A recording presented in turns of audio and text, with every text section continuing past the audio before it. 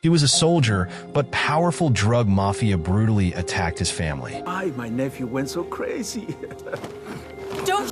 What shocked him was that his own fellow soldiers betrayed and abandoned him.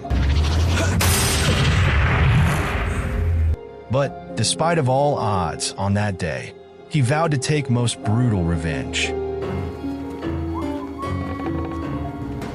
Welcome back to Paramount Recaps. I don't have many subscribers, but your single comment is a ray of hope to motivate me. Freeze!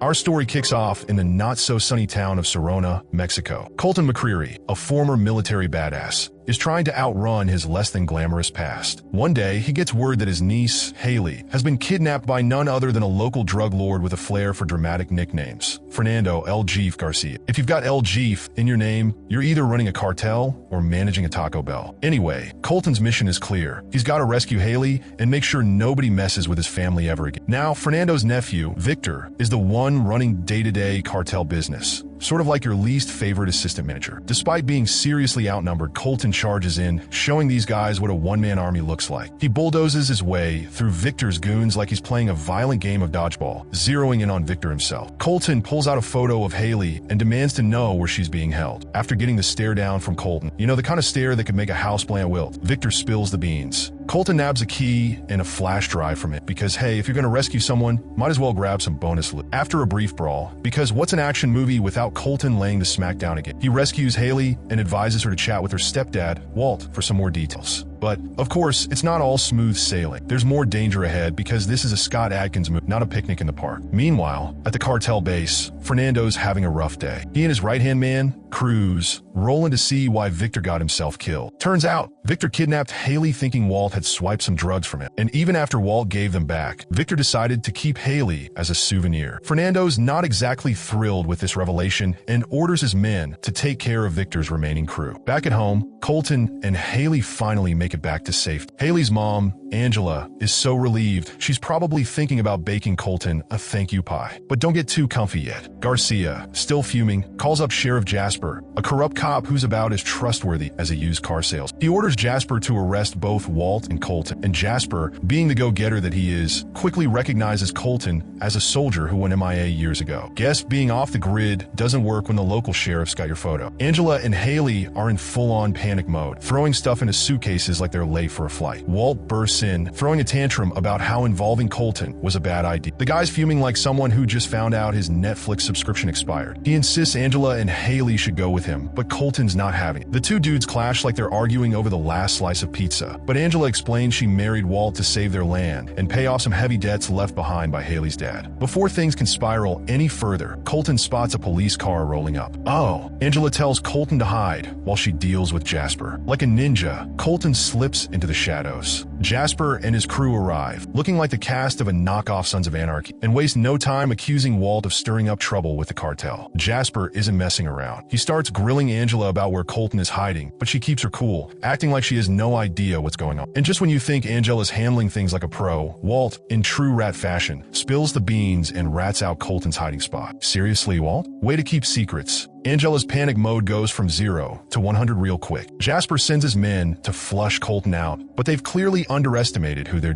Colton takes them down so fast. It's like he's competing in the world's deadliest hide-and-seek tournament. As Colton tries to get away, Angela jumps on Jasper's back like she's auditioning for the next WWE match, stopping him from shooting at Colton. Jasper orders a full-on chase, and Colton speeds off with cops hot on his trail. Cue the high-speed car chase. Colton's zipping through narrow roads and empty streets, trying to shake them. But just when you think he's in the clear, they shoot out one of his tires. His car screeches to a halt, but by the time the cops get there, surprise, he's already hightailed it out of it. Meanwhile, Garcia's guys show up with enough muscle to start a small war. He's furious and demands that flash drive Colton took, but Walt, having no clue what he's talking about, earns himself a bullet to the head. Ouch! Over at the hideout, Colton ambushes a cop, grabs his gun, and uses him as a human shield. Things escalate quickly when Garcia's men show up, guns blazing, leading to an all-out firefight. Colton's cornered, but he doesn't back down, even when Cruz shows up, saying all they want is the drive. Colton's like, yeah, no, that's not happening. Cruz and Colton face off in an intense fistfight, throwing punches like they're playing a violent game of ping pong. After what feels like an eternity of back-and-forth blows, Colton finally takes Cruz down, leaving him on the ground like a failed boss battle. Just as he's about to make his escape, Garcia sends more goons after. Meanwhile, Jasper has a sudden change of heart, revealing he knows Colton and that, once upon a time, Colton saved his life. Turns out Colton isn't just some rogue soldier. He's a decorated hero who got tangled up with corrupt military higher-ups. Now, despite being a wanted man, Angela insists that her brother's the good guy here, a real-life action hero. Garcia is pretty chill knowing that Colton will eventually show up to rescue Angela and Haley, which keeps him calm about getting back the flash drive. Meanwhile, out in the middle of nowhere, Garcia's guys spot Colton and try to run him down with their car, except they totally miss. They come back for a second shot, firing at him this time, but Colton's quick on the trigger and takes out the shooter. But then his gun jams, and he's got to go full parkour, hopping onto the hood, fixing his gun, and then shooting the guy while smashing windshield. He demands answers about what's on the flash drive, which leads him to a discovery of all sorts of dirty deeds, from stash houses to shady bank accounts. After that, Colton finishes off the guy and moves on. At the same time, Jasper tries reaching out to his crew, but he's getting ghosted. Garcia strolls up to him, giving him a soldier's die sometimes speech. Jasper's starting to feel the weight of his choices and wants out, saying he's done enough. Garcia doesn't exactly take it well and brings up Jasper's kids as a way to keep him in check. Jasper doesn't say much, just heads back to his car and drives off. Colton sneaks back to Angela's house, silent and deadly, taking out the guards with ease. Garcia spots the bodies and hauls Angela and Haley outside, holding them at gunpoint, calling out for Colton. Finally, Colton shows up, seemingly surrendering as he's surrounded by guns. Garcia asks about the flash drive, but Colton ignores the question, instead demanding his family's. Garcia isn't playing nice though, and orders his men to search Colton. But Colton sees an opening and makes a move, taking out one of the guards and the guy holding his family hostage. In the chaos, he dives for cover inside the house while Garcia's crew opens fire. Colton and Angela are now holed up in the house. Angela grabs a gun herself and drops the bombshell that Walt's been killed. They use the windows for cover as they return fire on Garcia's men. Bullets are flying, but nobody's hitting anything just yet. Haley's freaking out, scared for her life. Garcia sends two guys around the back, figuring they can't burn the place down without knowing where the drive is. Colton spots the attackers sneaking up and engages in a firefight, eventually forcing them back. He quickly gets Angela and Haley upstairs, all while firing at Garcia's goons outside. As they hunker down, Haley tries calling for help, but Angela tells her the cops are already aware of the situation and aren't coming. Colton, low on ammo, switches to his pistol as the battle intensifies. Eventually, Garcia's men break into the house. Colton expertly takes out the first intruder while the second hides, waiting for his moment. Meanwhile, the sheriff, having an emotional chat with his kids, gets a call from dispatch and heads toward Angela's house. The second intruder creeps through the house, and when Colton ambushes him, a fight breaks out. Shots ring out, and Angela gets hit in the arm. Colton, after trading blows with the guy, knocks him out. Angela's wound is quickly tended to, but Garcia's losing patience. He orders his remaining men to storm the house. Two come from the front, two from the back, but Colton holds them off. He forces the ones at the front out and makes his way upstairs, dodging bullets. The firefight rages on, with Colton facing a 5-against-1 scenario. Garcia, approaching the house, hears Angela blaming herself for everything, wishing she had done things differently for Haley's sake. Just then, one of Garcia's men sneaks up the stairs, but Colton takes him out effortlessly. Meanwhile, the sheriff gears up, ready to intervene. Garcia yells out again, saying all he wants is the flash drive, but Colton refuses to give it up. He tells Angela and Haley to escape through the window, and they follow his lead. Just as they get out, Garcia's men start shooting from below,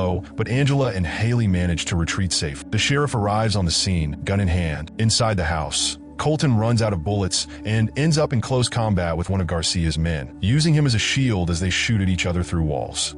Meanwhile, Garcia corners Angela and Haley in the garage as they try to start a bike. Back in the house, Colton manages to overpower his attacker, but Garcia's got the women at gunpoint. As one of Garcia's men recovers from the brawl, he hears the chaos downstairs and heads down to join the fight. Just as Garcia is about to shoot Haley, Jasper arrives and shoots Garcia dead. Inside, Colton finishes off his final opponent. Afterward, Jasper tries to take control, demanding the women cuff themselves. But Colton reappears, shooting Jasper, but Colton offers him a choice: grab his gun, fight, or walk away. Jasper, hearing his son's voice in his head, decides to grab the gun, but is swiftly shot in the head by Colton. With the threat over, Angela and Haley embrace Colton, relieved that the nightmare is finally behind them. Colton hands the flash drive to Angela just as the state police arrive. Haley tells her uncle not to be such a stranger, and Colton promises he'll be back before slipping away before the cops can get to him.